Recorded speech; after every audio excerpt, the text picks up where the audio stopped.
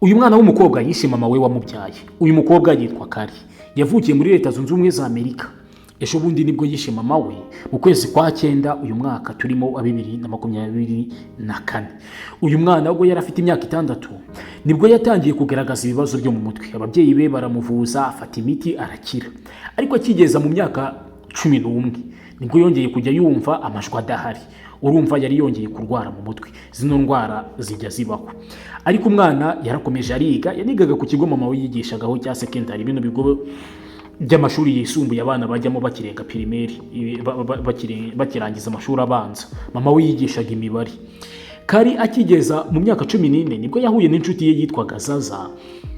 Biganaga ku kigo, batangira kujya banywa itabi, batangira kujya banywa rino tabi rya vape riba ririmo nikotine. Ubwo Kari yatahaga avuye ku ishuri nibwo yasangaga mama we mu cyumba cye. Mama wa Kari yitwaga Ashiri. Yari ari mu cyumba cy'umukobwa we, yamenya amabi yose umwana wasigaye akora. Amatabi yose yayabonye, ndetse n'ibyo Kari yandikiranaga n'abahungu byose mama we yari yabibonye. Mama we yatangiye kumutuka ngo areke iyo mico mibi. Kari nawe niko umujinya wiyongeraga. Aragenda afata imbunda, asanga mama we mu cyumba, amurasa amasasu 3. Pa amasasu 3 ayarasa mama we mu mutwe. Kari akimara kurasa mama we yahise yikubita hasi arapfa. Kari yahise ajya mu cyumba cya mama we, afata telefone ya mama we, yandikira umugabo wa mama we, kuko ntabwo uwo mugabo yari we papa wa Kari. Aramwandikira ati urataha ryari mugabo mwiza. Yigize nkaho ari mama we uri kwandika iyo message, ariko Kari yashakaga kumenya igihe umupapa atahira ngo nawe amurase amwice. Kari abonye atinze arongera aramwandikira ati ko mu rugo dufite tugushaka cyane, uraza ryari?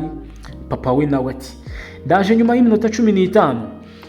Kari yabonye papa watinze, amagara inshuti ye, ya nshuti ye yitwa Zaza, ati ngwino banguka ndagushaka. Zaza araza. Kari aramubwira ati ushaka ko nkwereka umuntu wapfuye uko aba ameze? Zaza ati nta kibazo. Niko kugenda amwereka mama we aho yari ari mu cyumba yapfuye. Kari abwira Zaza, ya nshuti ye, ati jya hanze untegereze, kuko yashakaga kubanza kwica papa we wari hafi kuhagera. Papa we akigera mu rugo, Kari yamurashe isasu. Akinjira agifungura yahise amurasa isasu ngo pa, ashaka kurasa mu mutwe. Papa we arunama, isasu rifata ku rutugu. Papa we arirukanka afata Kari amwambura imbunda. Kari nawe asohoka yiruka ahunga, ariko papa we ahita ahamagara 911. Ni nimero ya polisi hariya muri Leta Zunze Ubumwe za Amerika. Nk'igize ikibazo cyihutirwa uhita uhamagara 911.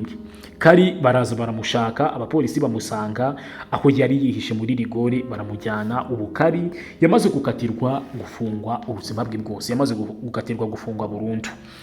Cyakora kuri njyewe nkimara kumva iyi nkuru, numvise uyu mwana w'umukobwa Kari ashobora kuba yarabitewe na ya ndwara yo mu mutwe yiyongereyeho kujya anywa amatabi n'inzoga. Bino bintu tujya tubuza bano bana b'urubyiruko, twabwira tuti ibintu by'amayoga n'amatabi mubihagarike, mukore meditation, mwicare musenge, mwumvira ababyeyi.